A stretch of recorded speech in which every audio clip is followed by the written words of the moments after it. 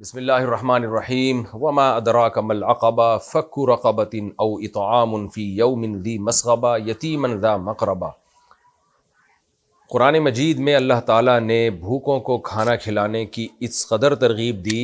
اللہ نے فرمایا کہ تمہیں کیا پتا کہ اسلام کی گھاٹی ہے کیا؟ پھر اللہ نے فرمایا کہ اسلام نام ہے فک رقبہ، غلاموں کو غلامی سے آزاد کرانا، او اطعام فی یوم ذی مسغبہ، بھوک والے دن کسی بھوکے کا پیٹ بھرنا۔ جب نبی صلی اللہ علیہ وسلم پر پہلی آیت نازل ہوئی، آپ صلی اللہ علیہ وسلم سیدہ خدیجہ رضی اللہ تعالیٰ عنہ کے پاس پہنچے، آپ گھبرائے ہوئے تھے، خوف زدہ تھے، تو سیدہ خدیجہ نے کیا فرما کے آپ کو کیا کہہ کے آپ کو تسلی دی؟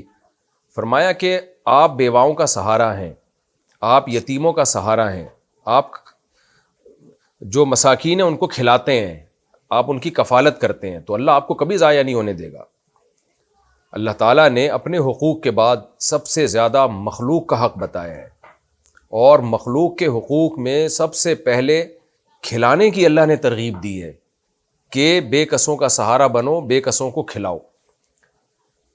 جب کووڈ کے دن تھے اور کراچی میں بے روزگاری بہت زیادہ بڑھ گئی تھی، اس وقت ہمارے بعض دوستوں نے میری توجہ دلائی کہ مفتی صاحب آپ کی ایک آواز ہے، آپ کا ایک نام ہے، اگر آپ اپیل کریں لوگوں سے تعاون کی تو ہم بہت سارے غریب مسکینوں کے ساتھ تعاون کر سکتے ہیں، بہت سے گھروں میں ہم راشن پہنچا سکتے ہیں۔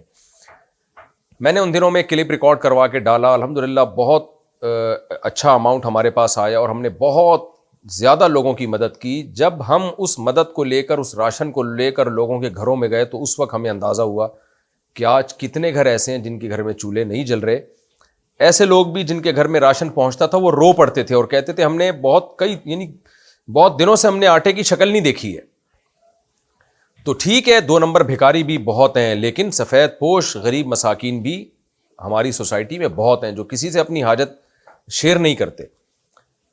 تو لیکن چونکہ میرا اس وقت کوئی باقاعدہ کوئی فاؤنڈیشن نہیں تھی، کوئی ٹرسٹ نہیں تھا، کوئی چیریٹی اکاؤنٹ نہیں تھا، تو ہم نے پھر اعلان کیا بھائی آپ مزید کوئی ہمارے ساتھ تعاون نہ کرے، کیونکہ یہ ظاہر ہے لیگل وے میں کام، گورنمنٹ آپ کو لیگل وے میں جب آپ کام کریں گے تو اجازت دیتی ہے، اور اس طرح اپنے پرسنل اکاؤنٹ میں لوگوں سے پیسے منگوا کے تقسیم کرنا، اور میرے پاس کوئی ٹیم بھی نہیں تھی تو میں نے وہ کام رکوا دیا۔ لیکن اس وقت سے ذہن میں خلش تھی بھئی یہ کام ہمیں پراپر وے میں کرنا چاہیے، جب ہم تعاون کر سکتے ہیں لوگوں کے ساتھ، ان کا سہارا بن سکتے ہیں، تو کیوں نہیں بنے پھر ہم۔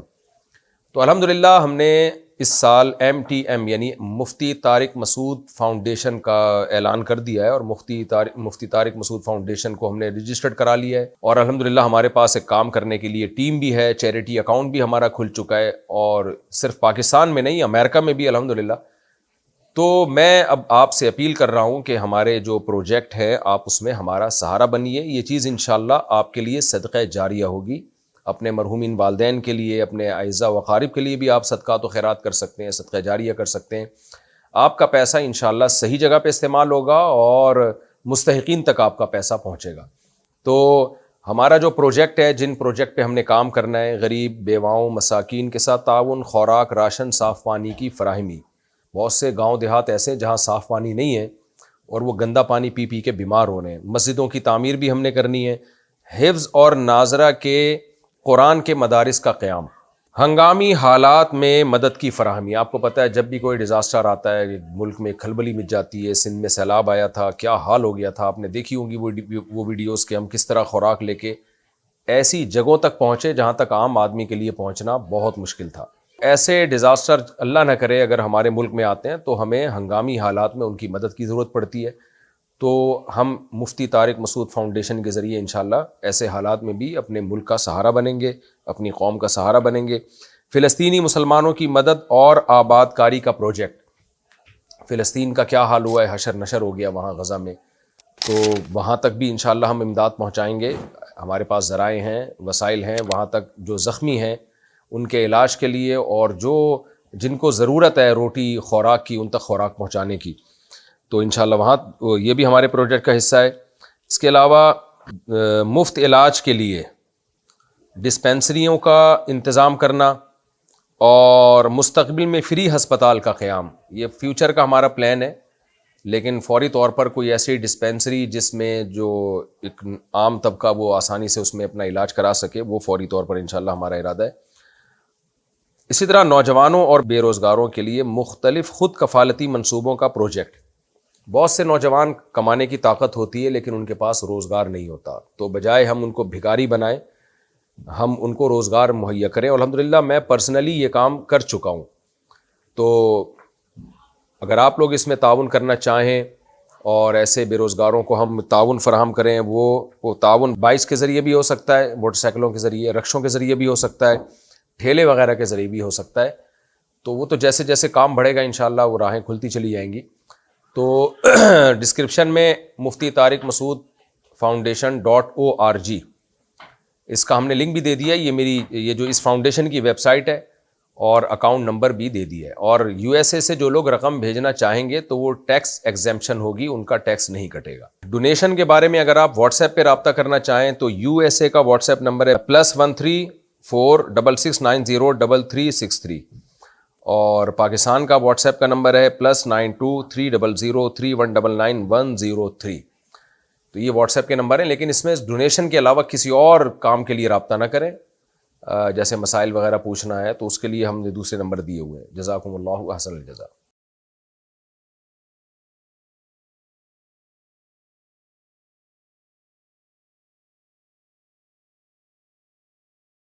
الحمد للہ نحمدہ ونصلی علی رسولہ الکریم.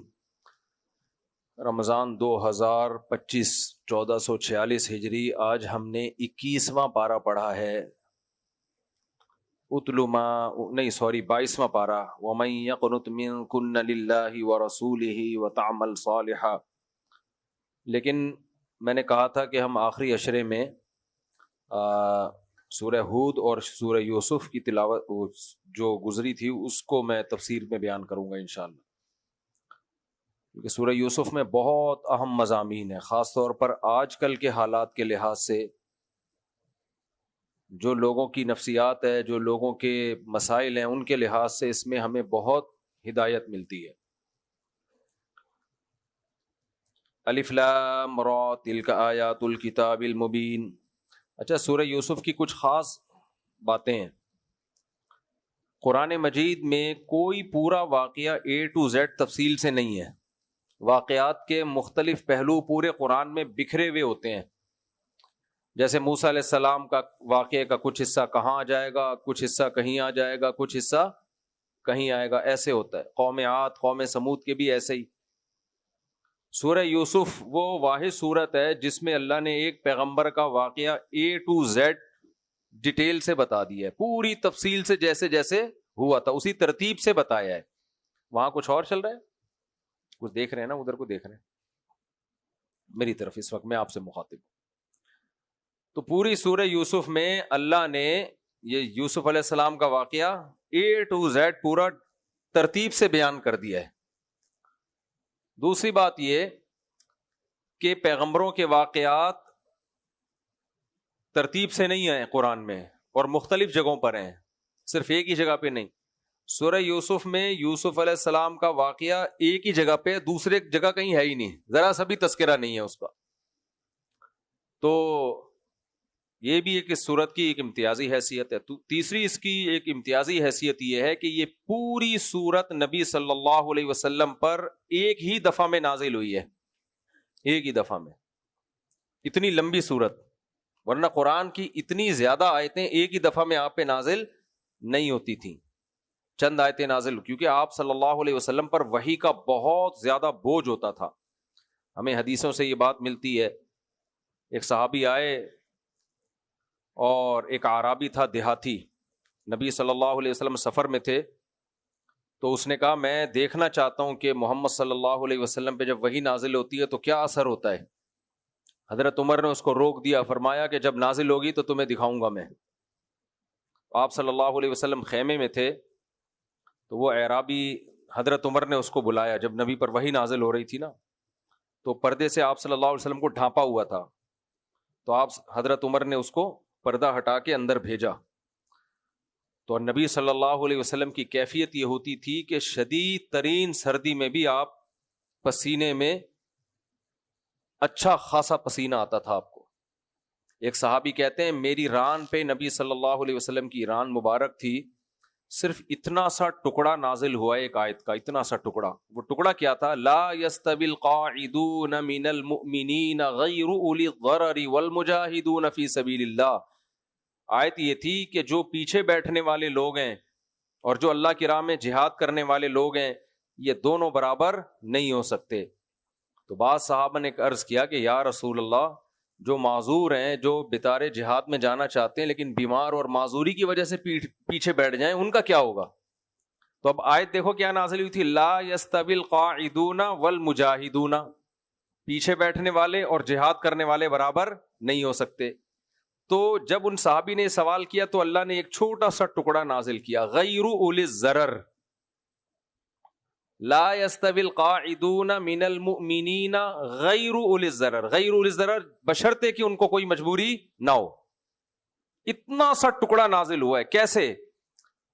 صحابی کہتے ہیں کہ نبی کی ران مبارک میری ران پہ رکھی ہوئی تھی تو مجھے ایسے لگا کہ میری ران چٹخ کے پچک جائے گی, اتنا بوجھ ہو گیا اس کے اوپر. اور نبی صلی اللہ علیہ وسلم کی کیفیت, آپ کے ماتھے پہ جو ہے نا پسینہ آیا کرتا تھا اور آپ کی نارمل حالت نہیں رہتی تھی. فرماتے ہیں کہ حتی سری عنہ, جب آپ کی نارمل کنڈیشن میں آئے, نارمل حالت میں آئے, تو آپ کی زبان مبارک پہ یہ کلمات جاری تھے, غیر اولی الضرر. اتنا سا لفظ نازل ہوا ہے. تبھی تو قرآن کہتا ہے لو انزلنا هذا القرآن على جبل لرأيته خاشعا متصدعا من خشیت اللہ. اگر اس قرآن کو ہم پہاڑ پہ نازل کرتے تو یہ اللہ کے خوف سے ریزہ ریزہ ہو جاتا. تو یہ پوری سورت نبی صلی اللہ علیہ وسلم پر ایک ہی مرتبہ میں نازل ہوئی ہے. تو سوچیں کیسا ثقل اور کیسا بوجھ ہوگا جو نبی صلی اللہ علیہ وسلم کے قلب مبارک نے اٹھایا ہے. تو اللہ فرماتے ہیں تلک آیات الکتاب المبین. آگے چلے, نحن نقص علیک احسن القصص بما اوحینا الیک ھذا القرآن وان کنت من قبلہ لمن الغافلین.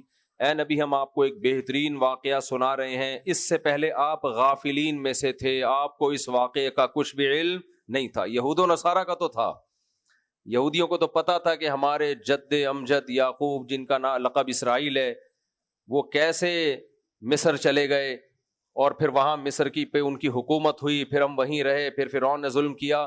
تو یہودیوں نے آپ سے سوال کیا تھا کہ بنی اسرائیل کا مسکن مصر کیسے بن گیا, وہ تو شام کے تھے, فلسطین کے تھے, مصر کیسے چلے گئے. وہ آپ کو آزمانے کے لیے آئے تھے کہ یہ واقعی اللہ کے سچے نبی ہیں یا نہیں, کیونکہ اس وقت کتابیں پڑھنے کا رواج نہیں تھا. اور نبی صلی اللہ علیہ وسلم جس قوم میں پیدا ہوئے تو وہ تو امی تھے, نہ لکھنا جانتے نہ پڑھنا جانتے. تو ہمارے نبی صلی اللہ علیہ وسلم بھی امی تھے. تو انہوں نے آزمایا کہ بھئی یہ واقعات تو ہمیں معلوم ہے, ہماری کتابوں میں ہے. ایک ہی مرتبہ میں پوری سورت نازل ہو گئی. تو اللہ نے فرمایا وَإِن كُنْتَ مِن قَبْلِهِ لَمِنَ الْغَافِلِينَ. آپ کو اس سے پہلے اس کا علم نہیں تھا. اللہ وحی کے ذریعے آپ کو علم دے رہا ہے. فرمایا اذ قال یوسف لأبیہ یا ابت انی رأیت احد عشر کوکبا. ابراہیم علیہ السلام کے دو بیٹے تھے, ایک یعقوب علیہ السلام اور ایک اسماعیل علیہ السلام, اسحاق علیہ السلام اور ایک اسماعیل. اسماعیل علیہ السلام کو تو یعقوب علیہ السلام ان کی والدہ کے ساتھ مکہ میں چھوڑ کے آ گئے تھے اللہ کے حکم پہ. اور اسحاق علیہ السلام جو تھے یہ تھے شام کی سرزمین فلسطین میں. پہلے یہ شام یہ فلسطین سب اس میں داخل تھا. یہاں کون تھے؟ اسحاق علیہ السلام, یہ بھی پیغمبر تھے. اسحاق علیہ السلام کے بیٹے تھے یعقوب علیہ السلام. ابراہیم علیہ السلام کی دو زوجہ تھیں, ایک حضرت سارہ اور دوسری حضرت ہاجرہ. تو حضرت سارہ سے جو بیٹے پیدا ہوئے وہ اسحاق, اور اسحاق علیہ السلام کے بیٹے یعقوب, جن کا لقب کیا تھا؟ اسرائیل. تو یعقوب علیہ السلام کے پھر بیٹے ہوئے. پہلی زوجہ سے بیٹے تھے 11 بیٹے پہلی زوجہ سے, اور دوسری زوجہ سے 2 بیٹے تھے. پہلی زوجہ سے جو 11 بیٹے تھے اور دوسری زوجہ سے 2 بیٹے, ایک بیٹے کا نام یعقوب اور یوسف اور دوسرے بیٹے کا نام بنیامین.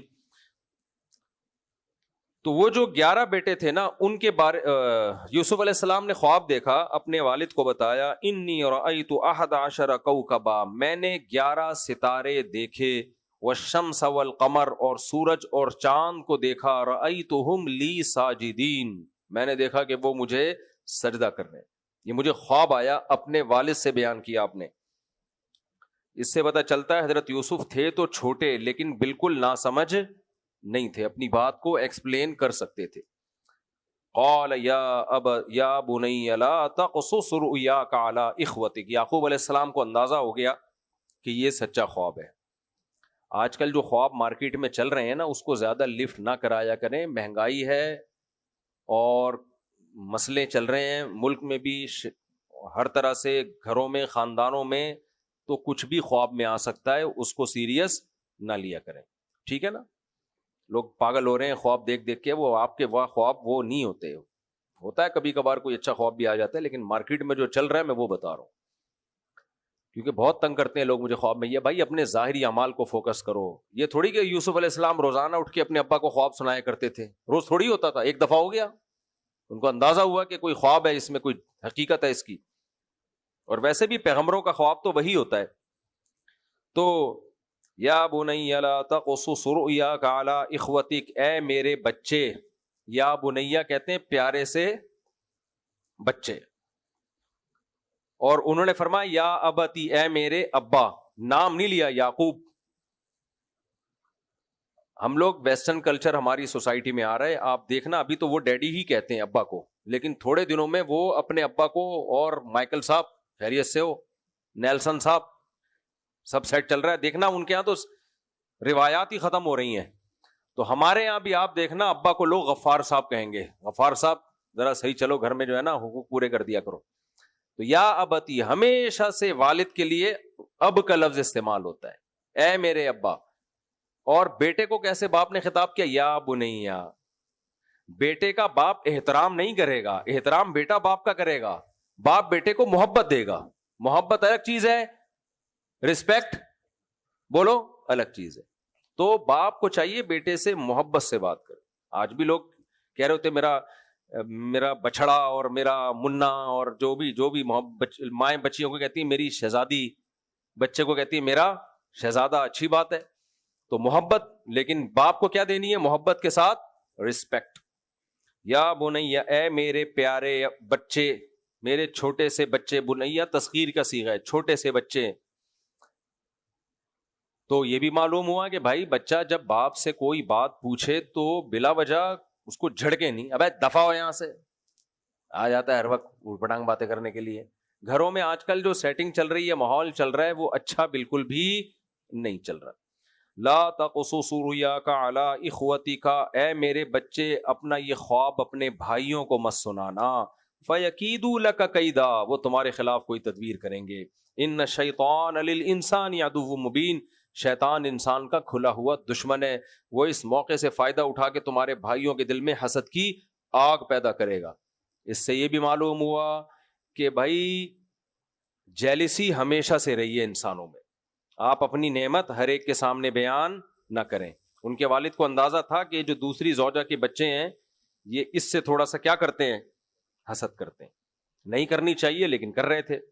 تو جب یہ خواب بتائیں گے کہ مجھے اتنا اچھا خواب آیا, بولیں گے لو بھائی عید کی تو پروازیں ہی ختم نہیں ہو رہی ہیں, یہ تو اب روحانی ترقیوں پہ بھی بھائی یہ کچھ بھی کریں گے. وہ حسد بہت خطرناک چیز ہے, جس سے جس کو آپ سے جیلسی ہو جائے نا, وہ آپ کو برباد کیے بغیر چھوڑتا نہیں ہے. وہ کوئی موقع تلاش نہیں کرے گا آپ کو ذلیل کرنے کا, رسوا کرنے کا. اس لیے بہت بچنا چاہیے, اپنی نعمت کا اظہار ہر ایک کے سامنے نہیں کرنا چاہیے. وَكَذَلِكَ يَجْتَبِيكَ رَبُّكَ وَيُعَلِّمُكَ مِن تَأْوِيلِ الْأَحَادِيثِ. یعقوب علیہ السلام نے کہا, تعبیر بتائی کہ تیرا رب تجھے منتخب کرے گا. ابراہیم علیہ السلام کو اللہ نے منتخب کیا, ان کی اولاد میں یعقوب, اسحاق علیہ السلام کو, اسحاق کی اولاد میں اللہ نے مجھے, تو میری اولاد میں اللہ کسے سلیکٹ کرے گا؟ یہ اشارے مل رہے ہیں کہ میرے بعد میرا جانشین تو بنے گا. وَيُعَلِّمُكَ مِن تَأْوِيلِ الْأَحَادِيثِ, اور اللہ تجھے خوابوں کی تعبیریں بھی بتائے گا. اب دیکھو احادیث سے یہاں کیا مراد ہے؟ خواب. حالانکہ حدیث تو بات کو کہتے ہیں. یہاں وہ غامدی صاحب پہ رد ہو گیا, وہ کہہ رہے ہیں الرؤیا جو ہے قرآن میں ایک جگہ خواب کے معنی میں آیا ہے, تو اب رؤیا جہاں بھی آئے گا خواب کے معنی میں آئے گا. نا نا نا نا نا نا, الرؤیا اگر ایک جگہ خواب کے معنی میں ہے تو ہر جگہ خواب کے معنی میں نہیں ہوگا. الرؤیا کا لغوی معنی خواب نہیں ہے, منظر کو کہتے ہیں. تو یہاں بھی احادیث قرآن میں بات کے معنی میں ہے, لیکن یہاں پر خواب کے معنی میں ہے, کیونکہ خاص باتیں مراد ہیں اس سے. وہ باتیں کون سی ہے؟ خواب کی باتیں. تو یہ فرق ہوتا ہے کہ جو پراپر وے میں علم حاصل کرتے ہیں انہی سے تفسیر سمجھنی چاہیے. جو پراپر وے میں علم حاصل نہیں کرتے وہ کہیں کی بھی کہیں لگا سکتے ہیں. وَيُعَلِّمُكَ مِن تَأْوِيلِ الْأَحَادِيثِ, اللہ تمہیں خوابوں کی تعبیروں کا علم سکھائے گا. وَيُتِمُّ نِعْمَتَهُ عَلَيْكَ, اور اللہ اپنی نعمت کو تم پہ مکمل کرے گا. نعمت کی تکمیل کیا ہے؟ نبوت. جو ہمارے خاندان میں دین کی دعوت کا ایک کام چلا آ رہا ہے, اللہ سلیکٹ کرتا ہے اپنے بندوں کو. وہ سلیکشن میری نسل میں کس کے پر تمام ہوگی؟ تم پر تمام ہوگی.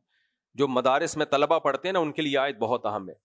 دیکھو, جب آپ دینی مدرسے میں عالم بننے کے لیے آ گئے, اللہ نے بہت بڑا انعام کیا آپ کے اوپر, سلیکٹ کر لیا آپ کو, تو اللہ سے دعا مانگا کرو, اے اللہ اپنی اس نعمت کو مکمل کر. مکمل جب ہے جب اللہ دین کی خدمت بھی لے آپ سے. میں بہت دعا مانگتا ہوں اپنے لیے یہ, اور میں یہ بھی دعا مانگتا ہوں, اے اللہ جس دن میں حضرت مفتی رشید احمد صاحب کے ہاتھ پہ بیعت ہوا, تو نے مجھ پر بڑا احسان کیا, ایک بزرگ مجھے مینٹور کے طور پہ دے دیے.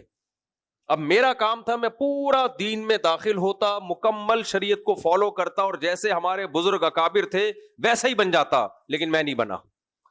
تو اللہ تو نے جو مجھ پر احسان کیا تھا اس کو مکمل کر لے, ادھورا کام نہ ہو. ہم تو ادھورے ہیں نا. تو موت سے پہلے پہلے اس نعمت کی کیا ہو جائے؟ تکمیل.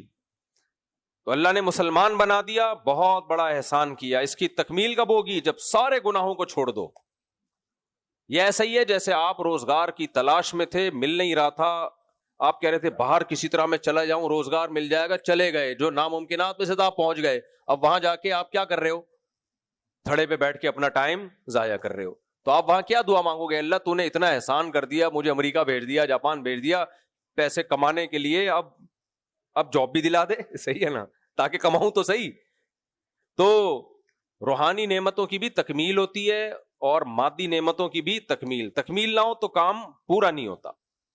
تو اللہ تعالیٰ فرماتے ہیں کہ حضرت یعقوب علیہ السلام نے کہا وَيُتِمُّ نِعْمَتَهُ عَلَيْكَ, اللہ اپنی نعمت کو آپ پر مکمل کرے گا. کما اتمها علی ابویک, جیسے کہ آپ کے باپ دادا پر اللہ نے اپنی نعمت کی تکمیل کی. وہ کون باپ دادا تھے؟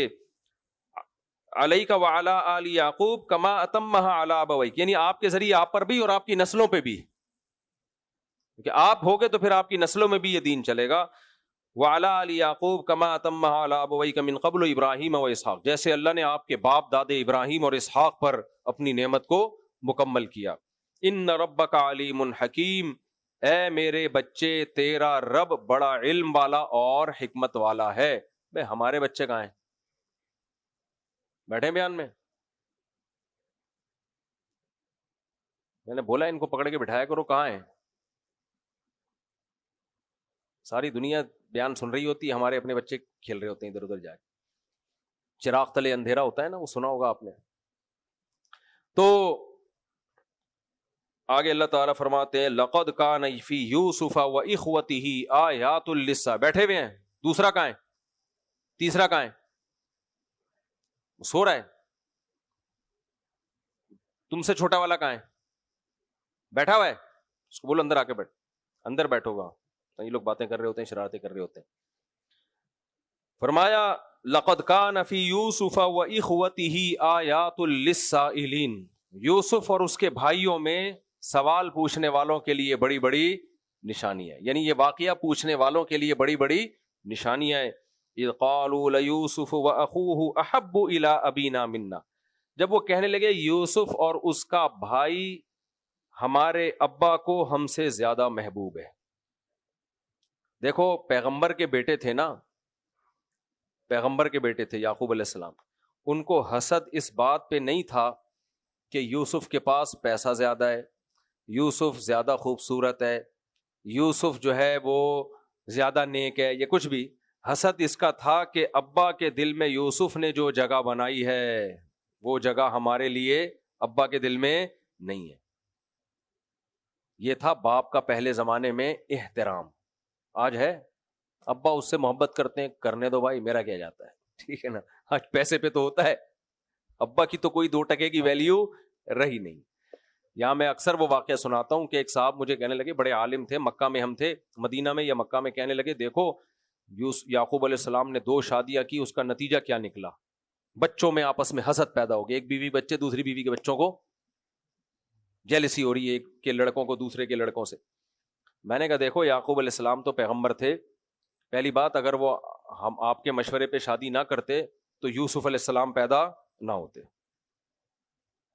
اتنے جو نیک بچہ پیدا نہ ہوتا. دوسری بات یہ کہ پیغمبر کا عمل قابل تقلید ہوتا ہے, اتنی ان سائیڈ افیکٹ کے باوجود بھی انہوں نے شادی کی ہے, تو پتہ چلا یہ ٹینشن تو ہمیشہ سے ہی ہے, اس کو اگنور کرنا چاہیے, کیونکہ اس کے فائدے اس کے نقصانات سے زیادہ. اور وہ ٹینشن تھی بھی کس بات کی, ابا میں شیئرنگ برداشت نہیں ہے, تو یہ جب ہی ہوگی جب کمپٹیشن تو ہو, کمپٹیشن ہی نہیں ہے تو اس ابا کی 2 ٹکے کی ویلیو, تم لوگ کی ٹکے کی بتا رہا ہوں ویلیو نہیں ہے. یہ تو کہہ رہا ہوں نا ٹکے کی ویلیو نہیں ہے, کوئی بھی ویلیو نہیں ہے. تو بہت کچھ ہے اس میں کہنے کو, میں نہیں کہتا زیادہ, آگے چلو. اذ قالوا لیوسف واخوہ احب الی ابینا منا, یوسف اور اس کا بھائی ہمیں زیادہ محبوب. اس لیے یہ بھی چاہیے کہ باپ کو سب بچوں سے برابر سلوک کرنا چاہیے, لیکن یعقوب علیہ السلام کے دل میں محبت یوسف سے کیوں زیادہ تھی, وہ ان کی صلاحیتیں دیکھ رہے تھے. یہ تو نیچرل ہے نا, یہ دل ایک غیر اختیاری چیز ہوتی ہے.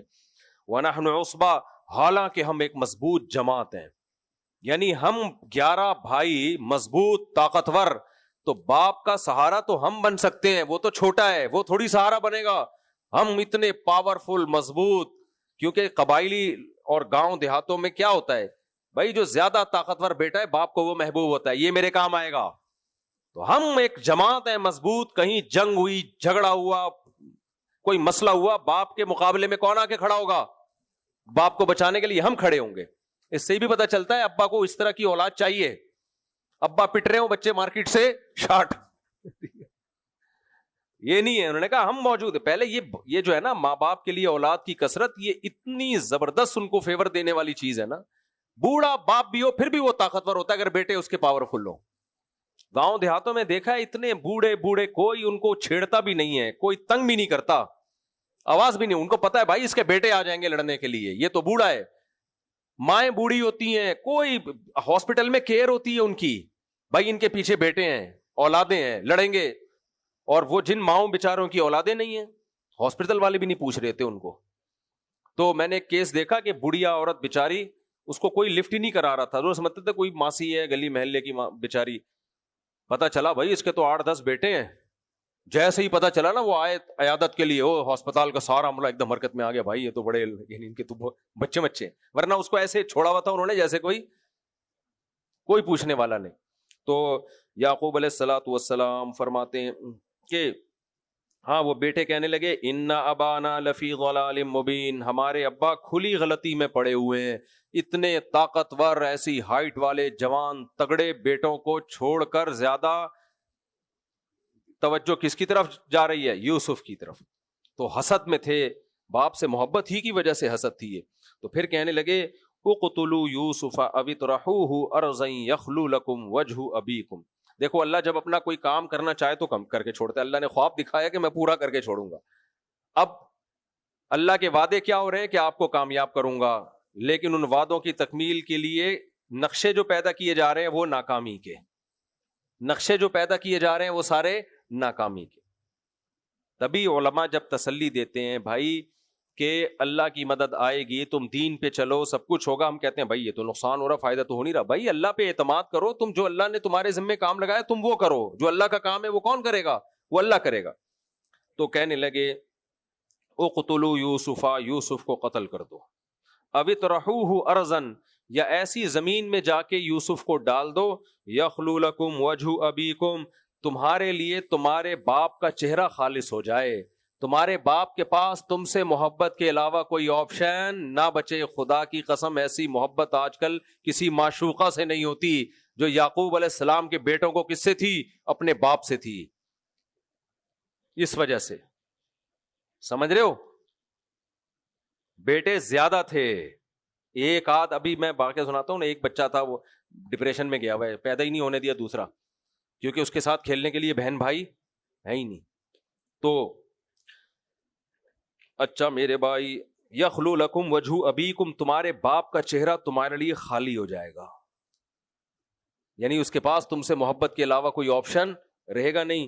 وَتَكُونُوا مِن بَعْدِهِ قَوْمًا صَالِحِينَ, ارے بھائی ہم ہیں تو مسلمان, کلمہ پڑھنے والے ہیں, ہمیں پتہ ہے قتل بہت بڑا جرم ہے, کبیرہ گناہ ہے. آپس میں مشورہ کیا ہوگا نا, کہ کوئی بات نہیں, توبہ کا دروازہ بھی تو کھلا ہوا ہے نا. شیطان جب کسی سے گناہ کرواتا ہے نا تو کیسے یہ کام کر لے, بعد میں کیا کر لینا, توبہ کر لینا.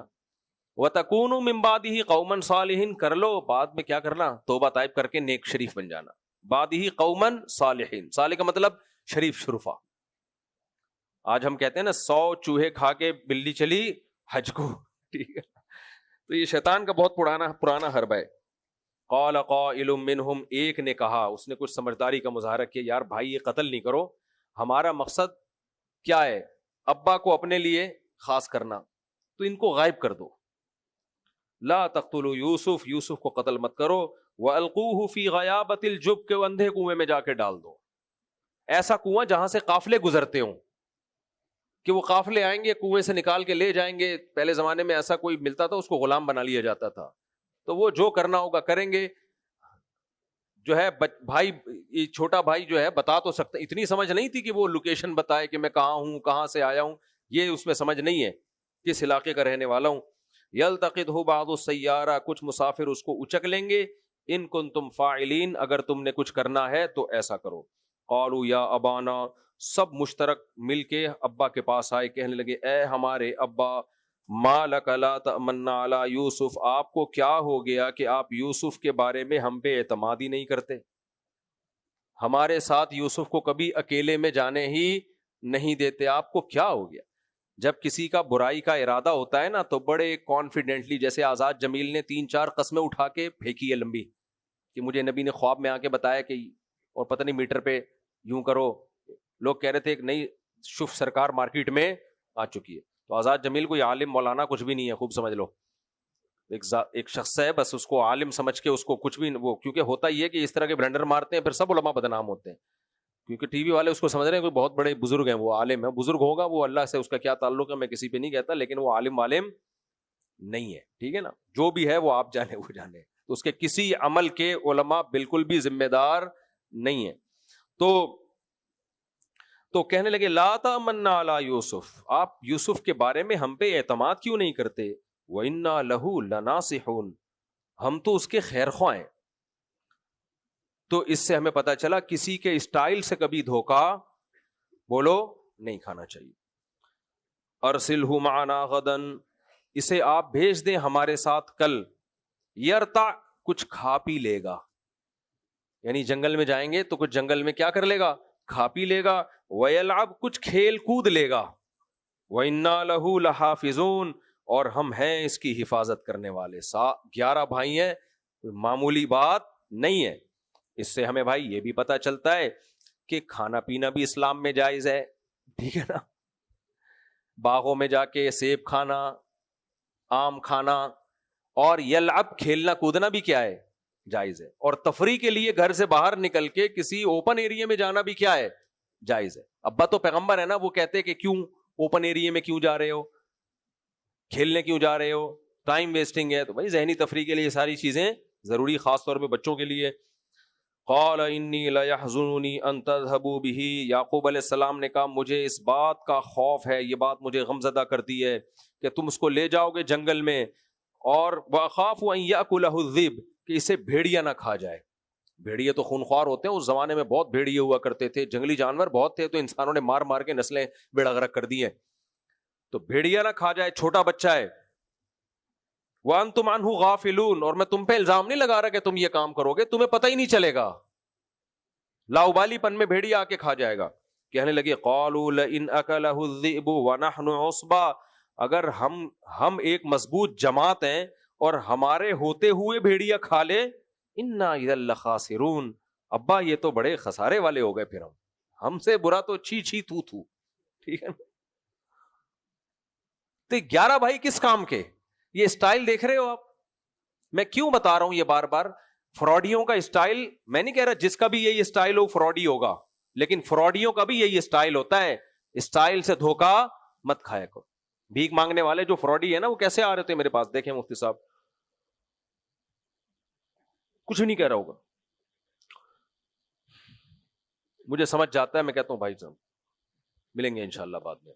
اکثر کا ایسا ہی ہوتا، کچھ مستحق بھی ہوتے ہیں اس میں، لیکن اکثر کے اسٹائل ہوتے ہیں، آدمی کہتا ہے یہ بنا رہا ہے بات کو.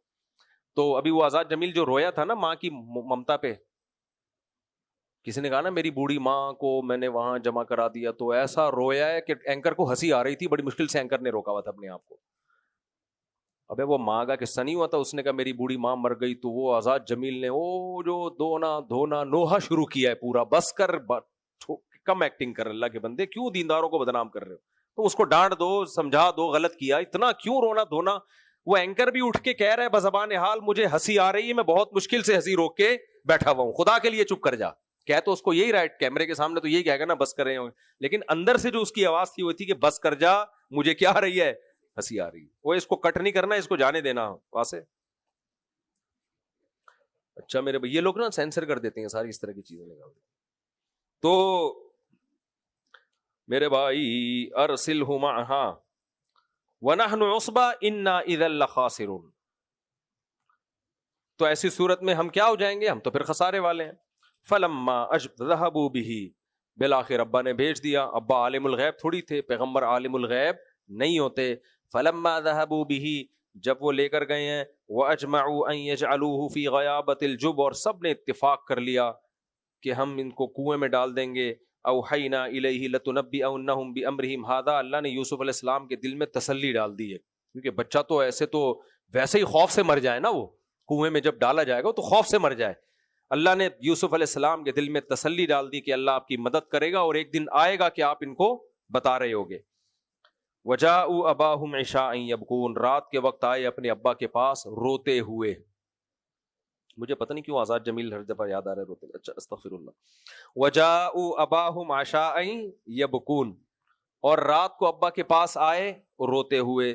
قالوا یا ابانا، کہنے لگے اے ہمارے ابا، انا ذهبنا، ہم گئے تھے، نستبقو، دوڑ میں مقابلہ کر رہے تھے، پکڑن پکڑائی کھیل رہے تھے، بھاگ رہے تھے کہ کون اس لائن کو پہلے کراس کرتا ہے. پہلے یہ کھیل ہوا کرتے تھے، لوگ صحت مند تھے. اب کیا ہو رہا ہے؟ پب جی پہ بیٹھے ہوئے ہیں، دماغ خراب ہو رہا ہے. پہلے بھاگم دوڑی ہوتی تھی.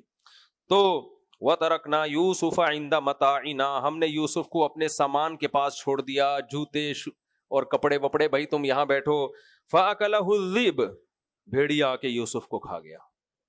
وَمَا أَنْتَ بِمُؤْمِنٍ لَنَا وَلَوْ كُنَّا صَادِقِينَ، اور ہمیں پتہ ہے آپ ہماری بات کا یقین نہیں کریں گے اگرچہ ہم کتنا ہی سچ بول رہے ہو. ہمیں تو پہلے ہی پتہ ہے آپ نے بولنا ہی نہیں. ناٹک سمجھ رہے ہو؟ یہ آج بھی ہوتا ہے. اس سے یہ بھی پتہ چلتا ہے بھائی ہر رونے والا مظلوم نہیں ہوتا، ہر رونے والا مظلوم نہیں ہوتا. یہ بہت ہو رہا ہے آج. کسی خاتون کا کوئی کیس آ جائے کسی کے پاس، روتے روتے اپنے شوہر کے ظلم کی داستان سنا رہے ہوتے، ہاں یہ ہوگا، لوگ سارے اس کو فیور کرنا شروع کر دیتے ہیں.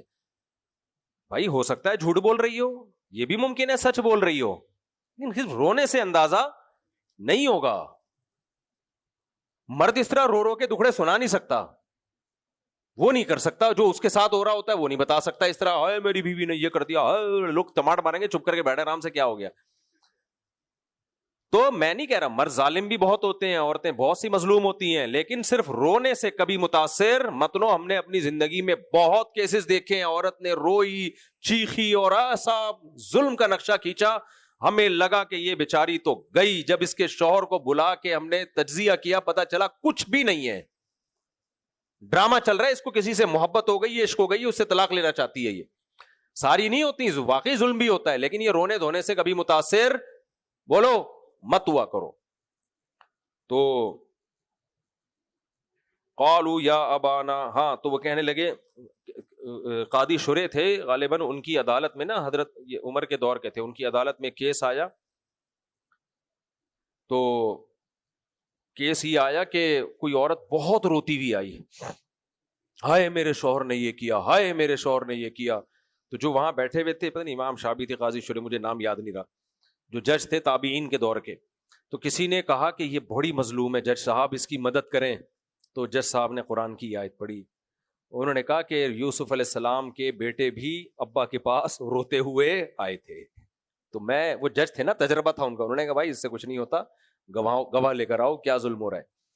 تو میرے بھائی، تو وجاءوا علی قمیصہ بدم کذب، اور جھوٹا خون لگا کر آ گئے یوسف علیہ السلام کی قمیص پہ. جھوٹا خون، جیسے آپ فشری میں دیکھو مچھلیوں پہ خون لگا ہوا ہوتا ہے نا، ایسا فریش لگ رہی ہوتی ہیں، وہ سچا خون نہیں ہوتا. قال بل سولت لکم انفسکم امرا، یعقوب علیہ السلام نے کہا وہی ہوا جس کا مجھے خطرہ تھا، تم نے اپنی طرف سے کچھ گڑھ لیا ہے معاملہ، ایسا ہے نہیں جیسا تم حسد میں تھے، پہلے ہی تمہیں جیلسی تھی، وہی کیا جس کا مجھے خطرہ تھا. فصبر جمیل، میرے پاس صبر جمیل کے علاوہ کوئی آپشن نہیں ہے. دیکھو ہر چیز میں فیصلہ کرنا ضروری نہیں ہوتا، کیونکہ اگر یعقوب علیہ السلام انہیں سزا دیتے، وہ کہتے ہیں آپ کے پاس دلیل کیا ہے کہ ہم جھوٹ بول رہے ہیں؟ کوئی گواہ تھے یعقوب علیہ السلام کے پاس؟ کوئی گواہ نہیں تھے. پھر دوسری بات یہ کہ اپنے ان بیٹوں کو سزا دیتے تو کیا بگاڑ لے، اس بڑھاپے میں سہارا کون بنتا؟ وہ بھی نہیں بنتا. تو اب یہ نہیں ہے کہ کچھ نہیں ہو سکتا تو اب غلط کرنا شروع کر دو، یہ نہیں ہے بھائی. کچھ نہیں ہو سکتا تو غلط کرنے کی اجازت نہیں ہے. یہ میں اس لیے کہہ رہا ہوں کہ آج بہت سے لوگ کہتے ہیں ملک میں ہم انقلاب لے کر آئیں گے بغاوت کے ذریعے، مسلح بغاوت کے ذریعے، ہم کب تک چپ بیٹھے رہیں گے.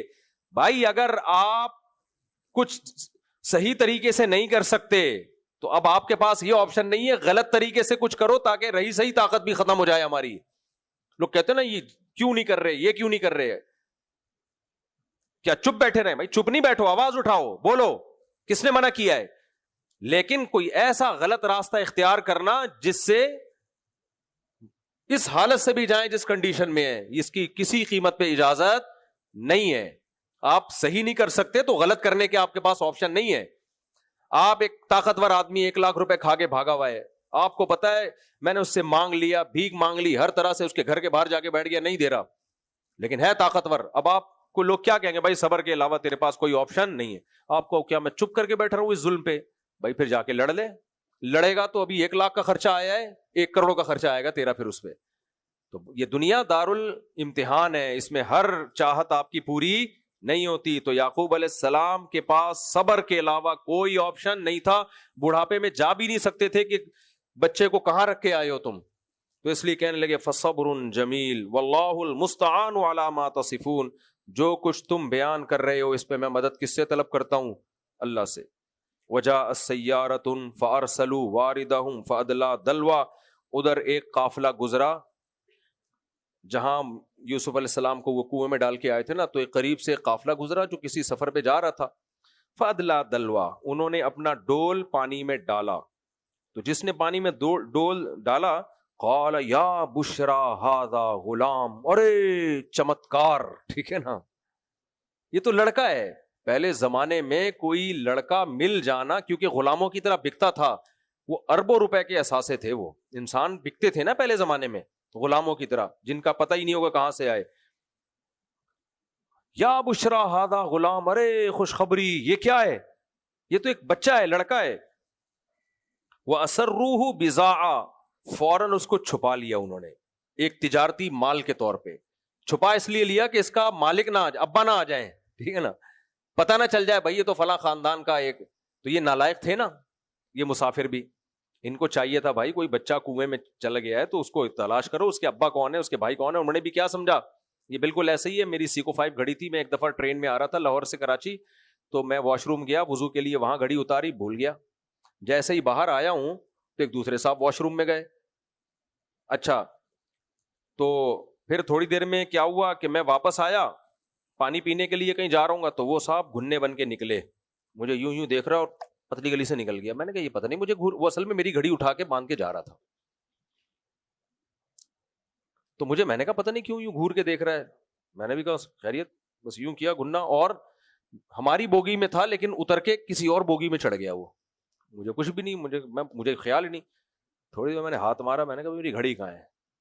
تو واش روم میں میرے بعد اس کے علاوہ کوئی بھی نہیں گیا. میں نے کہا یہ اسی وجہ سے. اب میں اترا گاڑی سے، لیکن وہ گاڑی چلنے لگی. میں نے کہا اب کہاں تلاش کروں بھائی؟ صبر جمیل. تو مجھے اندازہ ہوا ماشاءاللہ اللہ نے کتنا ہماری قوم کو نوازا ہے الحمدللہ. جاپان میں ہم نے جاپان کیا اور بھی ایک دو ملکوں میں دیکھا, وہ سبزی کے ٹھیلے رکھے ہوئے ہوتے ہیں, انہوں نے کہا آپ اٹھا کے جائیں, پیسے ڈال کے چلے جائیں. میں نے کہا اگر یہ ہمارے ملک میں ہوتا پورا ٹھیلا غائب ہوتا, ایک دو خربوزے غائب نہیں ہوتے. تو خیر, تو انہوں نے کہا بھائی یہ تو لڑکا ہے, ان کو چاہیے تھا کہ بھائی اس کے باپ تلاش کرو, لیکن انہوں نے کہا اثر روح بضاعہ, قرآن کہتا ہے انہوں نے اس کو تجارتی مال کے طور پہ چھپا دیا. بھائی اس کو کہیں سائٹ پہ لے کے جاؤ, اس کو کہیں بیچیں گے صحیح قیمت پہ. واللہ علیم بما یفعلون. کیا آیت ہے یار.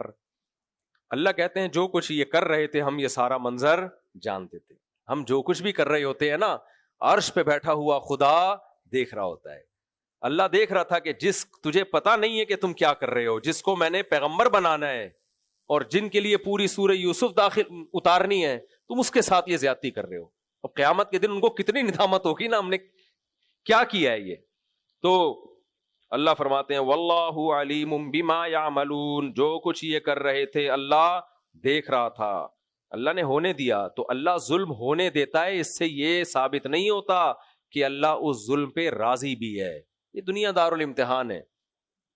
وَشَرَوْهُ بِثَمَنٍ بَخْسٍ دَرَاهِمَ مَعْدُودَةٍ, اللہ کہتے ہیں بہت سستے داموں انہوں نے اس کو بیچ ڈالا. وَكَانُوا فِيهِ مِنَ الزَّاهِدِينَ, کیونکہ وہ جان چھڑانا چاہتے تھے. وجہ کیا تھی بھائی؟ ایسا نہ ہو کہ اس کے مالک کا یعنی اس کے ابا کا بھائی کا پتہ چل جائے, جان چھڑاؤ جلدی سے, پونے پونے داموں بیچو. یہی ہوتا ہے نا, جب کوئی انلیگل آپ چیز اٹھاتے ہیں تو آپ کہتے ہو بھائی اوریجنل ریٹ ملنے تک ایسا نہ ہو مالک آ جائے, پہناؤ اور نکلو. تو اس لیے بہت سستی چیز اگر مارکیٹ میں مل رہی ہو نا تو تھوڑا احتیاط کر لیا کریں, ایسا نہ ہو غفار بھائی کی ہو اور وہ اپنی کیا کہ بیچ رہا ہو. تو اللہ تعالیٰ فرماتے ہیں وقال الذی اشتراہ من مصر, قرآن میں اس کو کہتے ہیں اندماج. واقعے کے اہم پہلو کو قرآن ذکر کرتا ہے, بیچ کے سارے پہلو حذف کر رہا ہوتا ہے. مصر سے جس نے خریدا, اس سے پتا چلا وہ بچہ پہلے کہاں پہنچا, مصر میں, اور مصر کے بازار میں فروخت ہوا. تو ان لوگوں نے نہیں, جو مصر کے جو بادشاہ تھا یا عزیز مصر تھا, اس نے ڈائریکٹ نہیں خریدا, وہ بچہ بازار میں فروخت ہوتے ہوتے شہر میں داخل ہو گیا, یعنی شہر میں برائے فروخت ہو گیا. تو بالآخر مختلف مراحل, انہوں نے تو سستے داموں کسی کو بھی بیچ دیا نا, اس نے جا کے تھوڑا پیسہ رکھ کے بیچا ہوگا. تو اس طرح فروخت ہوتے ہوتے اللہ نے, کیونکہ بچہ بہت زیادہ خوبصورت تھا تو خبر پھیل جاتی ہے. تو اللہ فرماتے ہیں وقال الذی اشتراہ من مصر لامرأتہ, مصر سے جس نے خریدا نا یعنی عزیز مصر, اس نے اپنی بیوی سے کہا اکریمی مسواہ, یہ بچہ میں خرید کے بازار سے لایا ہوں لیکن یہ غلام بنا کے ہم نے اس کو نہیں رکھنا. اکریمی مسواہ, اس کو اچھا ٹھکانہ دے, اس کا اکرام کر. عسیٰ ان ینفعنا, ہو سکتا ہے یہ ہمیں فیوچر میں فائدہ پہنچائے, ہمارا دست و بازو بنے, خادم کے طور پہ رکھ لیں. او نتخذہ ولدا, یا ہم اس کو اپنا بیٹا بنا لیں. شاید وہ بے اولاد تھے, واللہ عالم. دیکھو اس وقت ہومو سیکشولیٹی بالکل نہیں تھی. یہ جو اغلام بازی کی بیماری آئی ہے نا, یہ لوط علیہ السلام کے دور میں آئی ہے, اس سے پہلے کوئی جانتا بھی نہیں تھا اس کو, کوئی جانتا بھی نہیں تھا. تو ابراہیم علیہ السلام کے دور میں بھی اور ان کے بعد بھی, لوط علیہ السلام کے دور سے پہلے تک, ابراہیم علیہ السلام کے تو بھانجے تھے نا لوط علیہ السلام, تو یہ لوط علیہ السلام سے پہلے کوئی یہ جانتا ہی نہیں تھا. اور اس جو لوط علیہ السلام کی قوم تھی اس میں بھی ان قوم کے اندر تھا, باقی پوری دنیا میں کہیں نہیں تھی یہ بیماری, صرف انہی میں تھی. تو اس لیے آج اگر کوئی خوبصورت بچہ اس طرح سے کسی کے تصرف میں آ جائے تو سب سے زیادہ فکر اس بچے کی عزت کی ہوتی ہے کہ اسے کوئی مس یوز نہ کرے. اس وقت یہ بے فکری تھی کیونکہ یہ جو جدید تعلیم یافتہ قومیں ہیں نا, انہوں نے اغلام بازی کو قانونی حیثیت نہیں دی تھی, اور مذہب سے بغاوت اتنی نہیں تھی کہ لوگ اس گندگی میں بھی پڑ جائیں. تو اس سے بھی پتہ چلتا ہے انسان کی نیچر ہی نہیں ہے لڑکوں کی طرف طبیعت کا میلان, یہ نیچر ہی نہیں ہے. جس کا میلان ہوتا ہے یا تو بچپن میں اس کے ساتھ کسی نے زیادتی کی ہوتی ہے یا برا ماحول ملا ہوتا ہے اس کو, ورنہ یہ انسان کی فطرت نہیں ہے. تو یہ تصور ہی نہیں تھا. تو اللہ فرماتے ہیں ہم یہ ہمیں خادم بن کے فائدہ پہنچائے گا یا ہم اس کو اپنا بیٹا بنا لیں گے. اللہ کہتے ہیں کذالک مکننا لیوسف فی الارض, آگے ولما بلغ اشدہ آتیناہ حکما وعلما, یوسف علیہ السلام جب جوانی تک پہنچے، اللہ کہتے ہیں ہم نے آپ کو علم اور حکمت عطا کی. وَكَذَلِكَ نَجْزِي الْمُحْسِنِينَ، نیک لوگوں کو ہم اسی طرح بدلہ دیا کرتے ہیں. وہ بچپن سے نیک تھے، پرہیزگار تھے. وَرَاوَدَتْهُ الَّتِي هُوَ فِي بَيْتِهَا عَن نَفْسِهِ، جب جوانی کی دہلیز پہ قدم رکھا، ظاہر ہے ایک حسن اور جمال جو تھا وہ اس میں ایک کشش پیدا ہوئی. تو جو عزیز مصر تھی نا، جس کو بادشاہ نے اپنی بیوی کو کہا تھا کہ اس کا خیال کرنا، وہی یوسف علیہ السلام پر عاشق ہو گئی. وغلقت الابواب وقالت ہیت لک، اور دروازے بند کر کے ان کو بدکاری کی دعوت دینے لگی. قال معاذ اللہ، یوسف علیہ السلام نے کہا اللہ کی پناہ.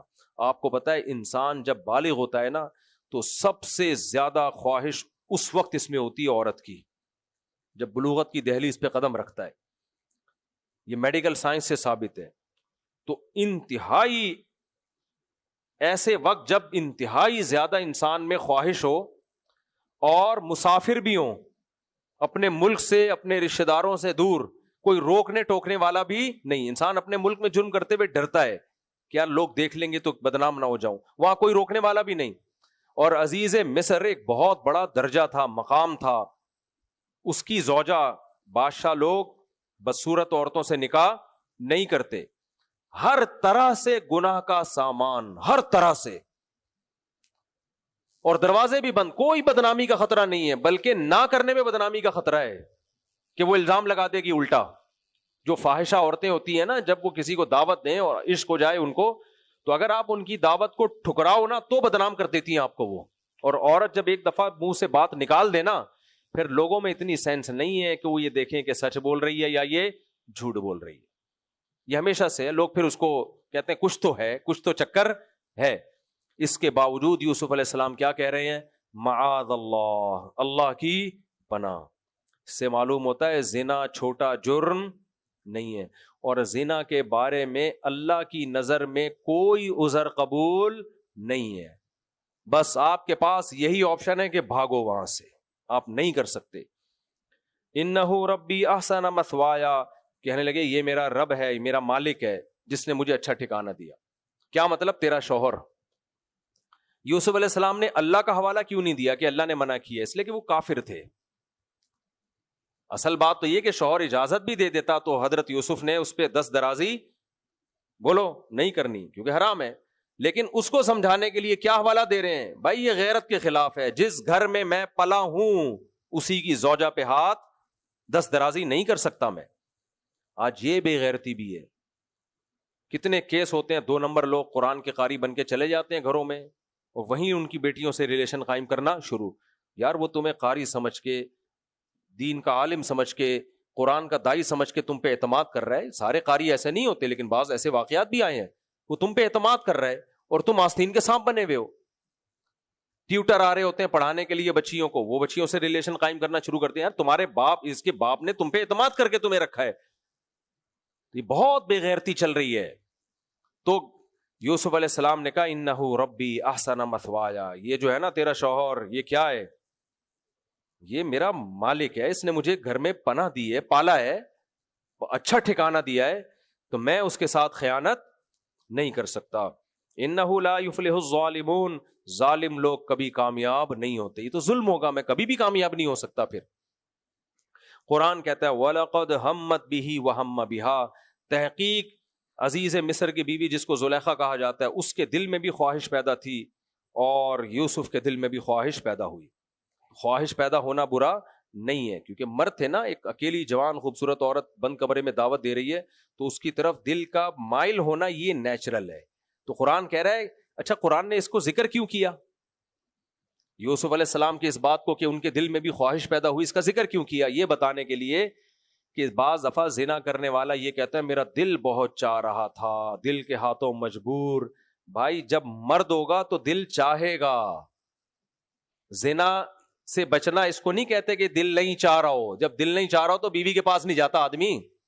تو دل چاہنے کے بعد ہی تو پتا چلتا ہے کہ آپ میں کتنی کنٹرولنگ پاور ہے. ہجڑوں کا دل چاہتا ہے زنا کرنے کا؟ ہجڑوں کا تھوڑی دل چاہتا ہے. ان کو تو کوئی ثواب تھوڑی ملتا ہے زنا سے بچنے پر. ثواب مردوں کو ملتا ہے جن کا دل چاہ رہا ہو اور خدا کے خوف سے اپنی خواہش کو کنٹرول کر لیں. نبی صلی اللہ علیہ وسلم نے فرمایا 7 آدمی قیامت کے دن اللہ کے عرش کے سائے میں ہوں گے. ان میں رجل دعتهم امرأة ذات حسن و جمال یا او کما قال فقال انی اخاف اللہ. ایک خوبصورت حسین عورت صاحب منصب وہ زنا کی دعوت دے اور یہ جواب میں کہ مجھے اللہ کا خوف ہے. یعنی یہ نہیں کہ میرا دل نہیں چاہ رہا یا میں نامرد ہوں, ڈرتا کس سے ہوں؟ اللہ سے. نبی صلی اللہ علیہ وسلم نے فرمایا اللہ اس شخص کو قیامت کے دن جب سب لوگ سورج کی گرمی میں پگھل رہے ہوں گے, اللہ ایسے نوجوانوں کو لا کے الگ سے اپنا سایہ عطا کرے گا. تو اس لیے زنا کے قریب مت پھٹکو میرے بھائی. اگر زنا کی اسلام میں ذرہ برابر بھی گنجائش ہوتی تو پھر اس وقت یوسف علیہ السلام معذور ہوتے. ان کو اجازت نہیں تھی, انہوں نے کہا اللہ کی پناہ, ظالم کبھی بھی کامیاب نہیں ہوتے. زنا کرنے والے کو انہوں نے ظالم کہا. آگے اللہ تعالیٰ فرماتے ہیں انہو, فرمایا وَاسْتَبَقَ الْبَابَ, دل میں خواہش پیدا ہوئی لیکن ارادہ نہیں کیا, انہوں نے عزم نہیں کیا. وَاسْتَبَقَ الْبَابَ, دروازے کی طرف بھاگے. وَقَدَّتْ قَمِيصَهُ مِن دُبُرٍ, اور ان کی قمیص زلیخا نے ہاتھ پکڑا نا تو پیچھے سے پھٹ گئی. وَأَلْفَيَا سَيِّدَهَا لَدَى الْبَابِ, دروازے کی طرف دوڑ رہے ہیں دونوں, اچانک دروازے پہ کھلا اور سامنے سید یعنی اس کا آقا کھڑا ہوا تھا, جو عورت کا شوہر. اچھا اللہ میاں نے شوہر کو سید کہا ہے, آقا, تو اللہ میاں تھوڑی سی رسپیکٹ دے رہے ہیں ہسبینڈ کو, تو خواتین کو چاہیے وہ بھی اپنے شوہر کو کیا بولیں, آقا. آپ ہمارے کیا ہیں, وسیم, جمشید, تم کیا ہو آج سے میرے, ابھی تو نام لے رہی ہیں, جمشید کیا کر رہے ہو تم, شرم نہیں آتی. ہم نے کہیں بیان دے دیا کہ عورت نام نہ لے شوہر کا, احترام اسی میں. تو ایک صاحب نے حدیثیں پیش کر دیں. بھائی حدیثوں میں دونوں چیزیں ملتی ہیں, ہمیں نام لینا بھی جائز ہے, لیکن بعض صحابہ سے میں ملتا ہے ان کی بیویاں اپنے شوہر کا نام نہیں لیتی تھیں. اب تو سوسائٹی میں شوہر کا احترام ہی ختم ہو رہا ہے, تو اس احترام کو بچانے کے لیے کچھ روایات کا پاس رکھنا پڑے گا. اس لیے میں خواتین کو حلال حرام کا مسئلہ نہیں ہے, مشورہ یہ دیتا ہوں جمشید نہ کہا کرو, کچھ اور کہہ دو. اچھا میرے بھائی, اتنا بھی نہ ہو کہ وہ جیسے گاؤں میں نا ایک خاتون کو کسی نے کہا کہ شوہر کا نام لینا حرام ہے. ان کے شوہر کا نام تھا رحمت اللہ, تو وہ سلام پھیرتی تھی, السلام علیکم منع کے ابا, السلام علیکم منع کے ابا. یہ کیا کہہ رہے, رحمت اللہ نام ہے میرے شوہر کا اور نام لینا کیا ہے. اچھا میرے بھائی جلدی سے, بس 5 منٹ میں, پھر باقی کل انشاءاللہ. تو الفیا سیدہا لدى الباب, دیکھا بھائی سامنے بادشاہ سلامت, وہ جو عزیز مصر ہے وہ کھڑا ہوا ہے, جو زلیخا کا شوہر تھا. بڑا حیران ہوا, واٹس گوئنگ آن, یہ کیا ہو رہا ہے. تو کہنے لگی, اب ہوشیاری دیکھو, وہی 1.5 ہوشیاری نا جو یعقوب علیہ السلام کے بیٹوں نے کی تھی. یہ نہیں کہہ رہی کہ یہ میرے پیچھے دوڑ رہے تھے اور انہوں نے کمرہ بند کر کے مجھے ورغلانے کی کوشش کی ہے, یہ نہیں کہہ رہی ہے. کہہ کیا رہی ہے, ما جزاء من اراد باہلک سوءا, میرے ہسبینڈ ہو آپ, مجھے بتاؤ آپ کی بیوی کے ساتھ اگر کوئی غلط ارادے سے اس کی طرف بڑھے, اس کی سزا کیا ہونی چاہیے. کانفیڈنس دیکھ رہے ہیں, میں سمجھا پا رہا ہوں اپنی بات. جب خواتین بھی کسی پہ جھوٹی تہمت لگاتی ہیں نا, تو کانفیڈنس لیول یہی ہوتا ہے, اس سے متاثر مت ہوا کرو. اور جب میاں بیوی کے جھگڑے ہوتے ہیں نا, تو اکثر فحش الزامات شوہروں پہ لگ رہے ہوتے ہیں. عورت کو پتا ہوتا ہے یہ منجن مارکیٹ میں سب سے زیادہ بکے گا, یہ عورت کو پتا ہوتا ہے. جب بھی طلاق ہوتی ہے, جھگڑے ہوتے ہیں, یہ 2 نمبر ہے, یہ لڑکیوں میں دلچسپی لیتا ہے, یہ فحش فلمیں دیکھتا ہے, یہ یوں کرتا ہے, یہ ایسے کرتا ہے, یہ زانی ہے. تو لوگ اس میں نہیں جاتے کہ یہ اول تو کسی کی پرسنل چیز میں گھسنے کی ضرورت کیا, بھائی تم اپنے حقوق کی بات کرو. لیکن یہ الزامات مارکیٹ میں بہت تیزی سے پھیل جاتے ہیں. وہ کچھ بعض دفعہ صحیح بھی ہوتے ہیں, ساری عورتیں غلط الزام نہیں لگا رہی ہوتی, لیکن بہت دفعہ جھوٹے بھی ہوتے ہیں. تو صرف کسی کے الزام کی بیس پہ ایسی چیزوں پہ یقین نہیں کرنا چاہیے.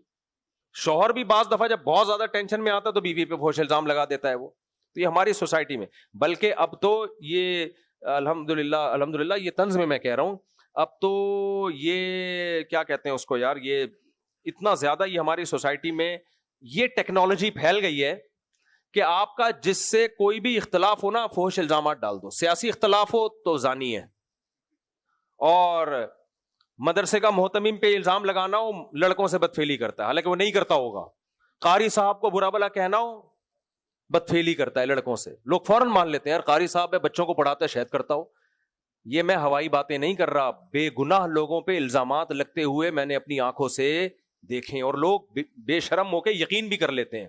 اچھے بھلے اماموں کو نکال دیا گیا. امریکہ میں ابھی ایک امام پہ کسی نے ذاتی بغض نکالا, 15-20 سال پرانی ذاتی بغض نکالا, اور الزام لگا دیا لڑکے سے بدفعلی کی ہے, حالانکہ اس نے نہیں کی تھی. آپ کہہ سکتے ہیں مجھے کیسے پتا چلا؟ میں نے انکوائری کی, مجھے پتا چلا نہیں کی ہے. جس نے الزام لگایا اس نے رجوع کر لیا اپنے الزام سے, بھائی میں نے جھوٹ بولا ہے. لیکن ہوا کیا, کیس چلا تھا جھوٹی گواہی کی بیس پہ, اندر کر دیا ان کو, اور وہ کہہ رہے کہ میں نے جھوٹ بولا تھا. جج نے اس کی گواہی نہیں, پتہ نہیں کیا وہ جج کا ذاتی بغض ہوگا یا کیا ہوگا, مجھے ان کے قانون کی تفصیل معلوم. وہ بیچارہ 15-20 سال کے لیے جیل میں چلا گیا. سب کہہ رہے ہیں بے گناہ ہے, یہ ایسا نہیں ہے. بچے سے پوچھا گیا وہ, لیکن اس نے کوئی کیس, وہ تو وکیل ہوشیار ہوتے ہیں نا, مجھے پوری ڈیٹیل تو معلوم نہیں ہے. تو کچھ واقعات صحیح بھی ہوتے ہیں اس طرح بدفعلی کے, بدکاری کے, کچھ صحیح بھی ہوتے ہیں, لیکن ہر الزام درست نہیں ہوتا.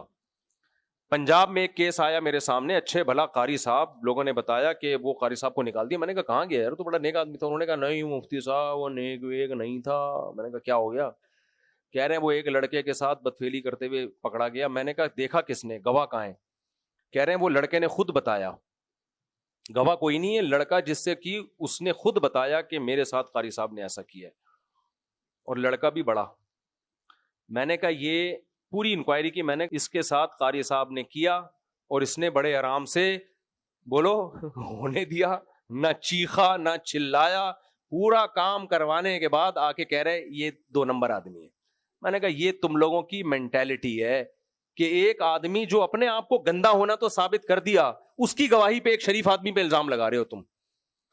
تو وہ واقعی کہنے لگے یار مفتی صاحب آپ صحیح کہہ رہے ہو, ہمیں بھی نہیں لگتا کہ وہ بیچارہ ایسا ہو. ساری زندگی کے لیے ذلیل ہو گیا کہ نہیں ہو گیا؟ تو ہمارے ہاں کوئی معیار نہیں ہے کسی پہ کچھ بھی, کوئی ویڈیو بنا دو, یوں کر دو وہ کر دو, کچھ بھی نہیں ہے. جو الزام کوئی گواہی نہیں, کوئی دلیل نہیں.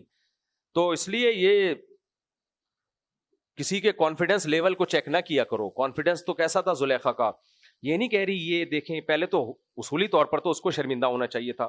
وہ پوچھتا کیا ہو رہا ہے, پھر تھوڑا ہچکچاتی اور کہتی کہ دیکھیں وہ یہ غلط ہے. کاپتی بھی کہتی نا بھائی یہ غلط ہے, انہوں نے کیا تھا ورغلایا تھا مجھے, میں غلط نہیں ہوں, یہ کہہ دیتی پورے کانفیڈنس کے ساتھ. ما جزاء من اراد باہلک سوءا. وہ کہہ رہے یہ کیا ہو رہا ہے؟ وہ کہہ رہی یہ تو بعد میں بتاؤں گی, پہلے مجھے یہ بتاؤ تمہاری بیوی کو کمرے میں لے جا کے کوئی غلط ارادے سے اس کی طرف جائے, سزا بتاؤ کیا ہونی چاہیے؟ نہیں آئی بات میرا خیال, سزا بتاؤ کیا ہونی چاہیے؟ جیل بھیجیں, پھانسی کے پھندے پہ لٹکائیں, یا ملک بدر کر دیں؟ ان تینوں میں سے جلدی سے اجلاس بلاؤ قومی اسمبلی کا اور قانون پاس کرو تاکہ آئندہ کے لیے کوئی یہ ہرگز نہ کرے. وہ بیچارے یوسف علیہ السلام یار چپ بھائی. پھر یوسف علیہ السلام بولے قال ہی راودتنی عن نفسی, ہاں کہنے لگی الا ان یسجن او عذاب علیم. 2 عذاب تو اس وقت میرے ذہن میں ہے, وہ میں آپ کو بتا دیتی ہوں, باقی اسمبلی کا اجلاس ہوگا تو اس وقت آپ فیصلہ کر لیے گا. الا ان یسجن, یا تو جیل میں ڈال دیا جائے یا دردناک سزا دی جائے, کوئی خاندانی قسم کی سزا. یہ 2 پنشمنٹ تو میں نے بتا دی ہیں. تیسری اگر کوئی آپ کے ذہن میں ہو تو آپ میرے ہسبینڈ ہو, ہمارا آپ کا ریلیشن آپ کو پتہ ہی ہے. جس دن سے ہماری شادی ہوئی تھی اس دن سے ہماری کتنی محبت اور کتنی ہنسی خوشی زندگی ہماری گزر رہی ہے. آج تک میں نے کبھی ایسا کیا نہیں ہے. تو اب مجھے یہ بتائیں کہ یہ, اور نہ میرے ساتھ کبھی کسی نے ایسا کیا, تو اس لیے اب سزا بتائیں. 2 سزائیں میں نے بتا دی ہیں. آپ کا جو امتحان میں نے لیا اس میں 2 سوال کے جواب میں دے چکی ہوں. ہوتا ہے نا امتحان میں کہ یہ سوال کا جواب تو آسان ہے, ایک تھوڑا سا مشکل ہے, تو یہ 2 تو میں نے بتا دی. اب آپ بتائیں. اب یوسف علیہ السلام بولے ہی راودتنی عن نفسی, بھائی اس نے مجھے ورغلانے کی کوشش کی ہے, میں نے نہیں کی. یہ کیوں بولے یوسف علیہ السلام؟ اپنی صفائی میں بھی ایسے موقع پہ بولنا چاہیے, خاموش نہیں رہنا چاہیے. مفتی رشید احمد خورشید صاحب کا میرے پاس فون نہیں ہے, وہ جو ابھی آج کل جی ٹی وی میں جا رہے ہیں, کہ ہمیں کچھ علماء کہہ رہے ہیں کہ آپ نے کیا اختلافی مسائل ٹی وی میں چھیڑ دیے, 3 طلاق کا مسئلہ اور فلانا مسئلہ اور عورتوں کی نماز کا مسئلہ. پرسوں ان کی کال آئی تو کیا مجھ سے مشورہ لے رہے تھے میں کیا کروں. میں نے کہا رمضان میں یہ اختلافی مسائل واقعی نہیں چھیڑنے چاہیے, لیکن چھیڑ کوئی اور رہا ہے اور آپ چپ بیٹھے رہیں تو اس سے تو یہی پتا چلے گا کہ غلط چیز سوسائٹی میں پھیل جائے گی. چھیڑو. ابھی وہ ہے نا فضول آدمی, اس نے وطر کے بارے میں کلپ بنا کے ڈال دیا پبلک میں کہ 2 رکعت کے بعد بیٹھنے کو نبی نے منع کیا, حالانکہ کسی حدیث میں نہیں ہے کہ نبی نے 2 رکعت کے بعد بیٹھنے سے منع کیا, بلکہ صحیح مسلم کی صحیح حدیث ہے کہ 2 رکعت کے بعد وطر میں آپ نے قعدہ کیا اور سلام پھیرے بغیر کھڑے ہو گئے. وہ میں بھی ریکارڈ کرواؤں گا اس پہ. کتنے لوگوں کو کنفیوژن میں ڈال دیا یار بلا وجہ کا. اب مجھے اچھا نہیں لگ رہا کہ میں اختلافی مسائل پہ کلپ ریکارڈ کرواؤں. لوگ زنا کر رہے ہیں, چوریاں کر رہے ہیں, شرابیں پی رہے ہیں, لیکن نہ ریکارڈ کروائیں تو ایک کنفیوژن تو پھیلا دی نا ایک آدمی نے کہ ہم اب تک جو وطر پڑھتے آئے ہیں غلط پڑھتے آئے ہیں. یہ بر صغیر کے علماء, انڈیا, پاکستان, برما, افغانستان اور عبداللہ بن مسعود اور حضرت عمر اور امام ابو حنیفہ اور صاحبین اور صدیوں سے جو علماء, فقہا, محدثین, امام طحاوی, یہ سب غلط وطر. یہ آیا ہے آج ہمیں بتائے گا کہ صحیح وطر کا طریقہ کیا ہے. اختلافی مسئلہ تھا, آپ اپنے کسی عالم کی رائے پیش کر دیتے بس کافی ہے. ایسے ایکٹنگ کی ہے نا وہ ہو جیسے پتہ نہیں بہت بڑا کوئی مسئلہ حل کر دیا اس نے امت کا.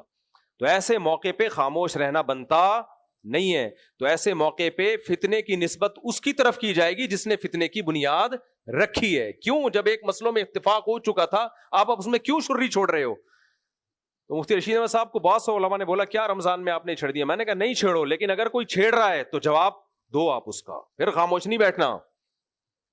تو وہ کوئی, میں ان کا کوئی پیر و مرشد نہیں ہوں, ویسے ہی مشورہ لے رہے ہوتے ہیں کبھی, آپ سمجھے. اچھا, تو اللہ تعالیٰ قرآن میں کہتے ہیں, خود صاحب استعداد ہے ماشاءاللہ, وہ قال ہی راودتنی عن نفسی. تو یوسف علیہ السلام خاموش نہیں رہے کہ بھئی اللہ پہ چھوڑ دو, اب مجھ پہ الزام لگائے تو چھوڑ دو, اللہ پہ دیکھا جائے گا, جو بھی ہوگا دیکھیں گے. بلکہ کیا فرما رہے ہیں, یہ کوئی شوہر کے سامنے ایکسپلینیشن ضروری ہے, بدگمانی نہ ہو.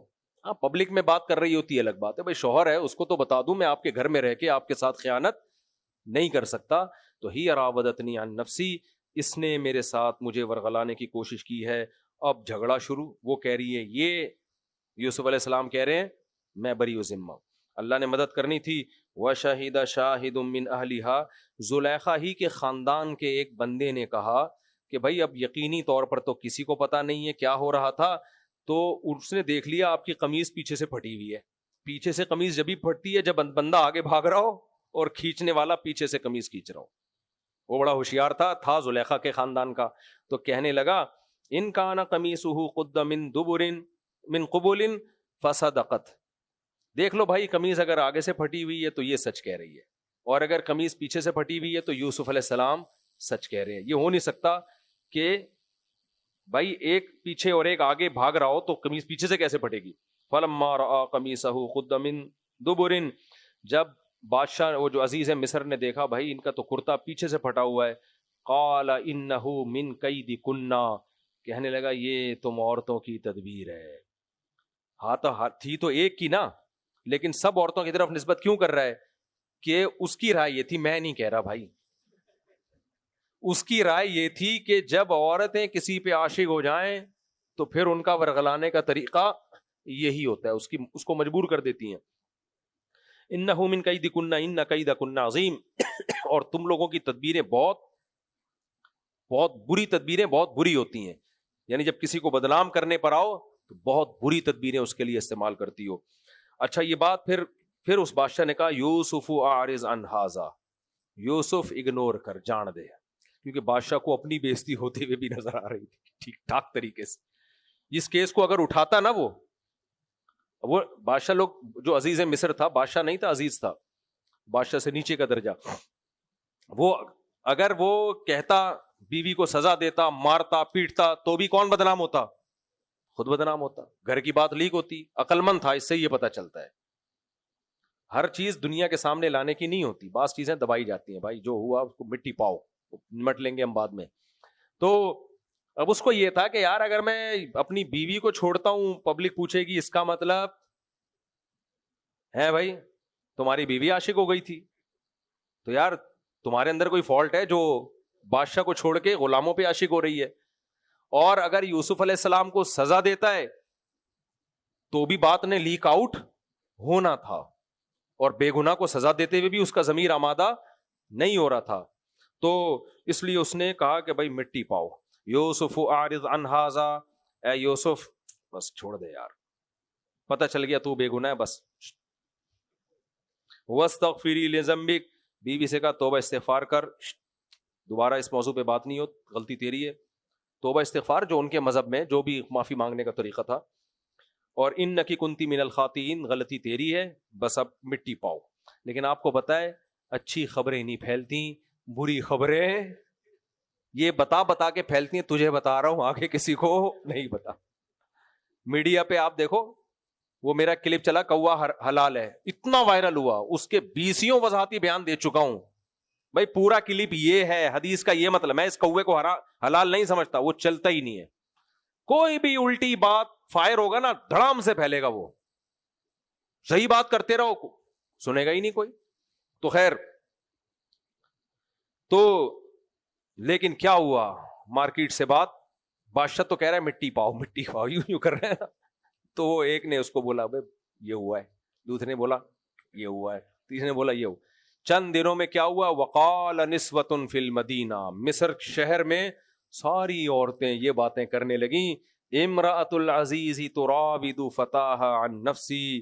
عزیز مصر رائل فیملی, چھوٹا درجہ نہیں ہے, اس کی بیوی عاشق ہو رہی ہے ایک نوجوان پر, گھر کے غلام پر, گھر کے خادم پر. انا لنراہا فی ضلال مبین, مینٹل لیول نہیں ہے, مینٹیلٹی نہیں ہے, بہت لو.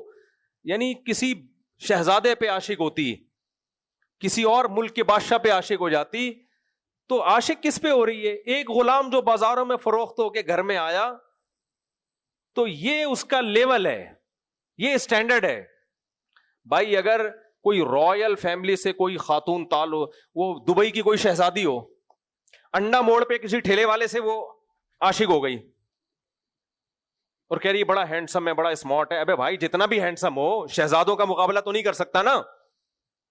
اور دوسرا یار ایک اسٹینڈرڈ بھی تو ہوتا ہے نا, یہی تھوڑی کہ کوئی بھی خوبصورت آ جائے تو بس عاشق.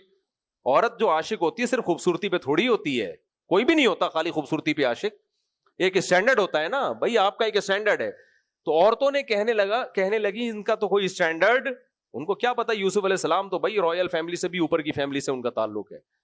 جو آدمی جس خاندان کا ہوتا ہے نا, وہ رکشا چلا کے بھی خاندانی لگتا ہے. وہ رکشا چلا کے بھی پتا چلتا ہے کہ یہ بندہ کیا ہے, خاندانی. اور جو غیر خاندانی گھٹیا نیچ ہوتے ہیں نا, وہ بادشاہ اور صدر اور وزیر اعظم بن کے بھی کیا لگ رہے ہوتے ہیں. تو وہ کہنے لگی تراود فتاها عن نفسی, کہ کیا ہو گیا اس کو, اپنے گھر کا ایک غلام, ایک لڑکا جو خدمت کے لیے رکھا تھا, بازاروں سے بکتا ہوا آیا اور خریدا, اس پہ عاشق ہو گئی. انا لنراہا فی ضلال مبین, ہم اس کو دیکھتے ہیں کہ یہ کھلی ہوئی گمراہی میں پڑی ہوئی ہے. یعنی ایسا ہونا نہیں چاہیے, یہ سمجھ میں آنے والی بات نہیں. وقت کافی زیادہ ہو گیا, باقی انشاءاللہ ہم کل اس کو مکمل کریں گے. اللہ تعالیٰ سمجھنے کے عمل کی توفیق عطا. حسن رمضان کی برکتیں چھا گئی, علم و حکمت ہر ایک سمت پھیلا گئی, زندگی کا سفر معتبر ہو گیا, فکر مرشد کا دل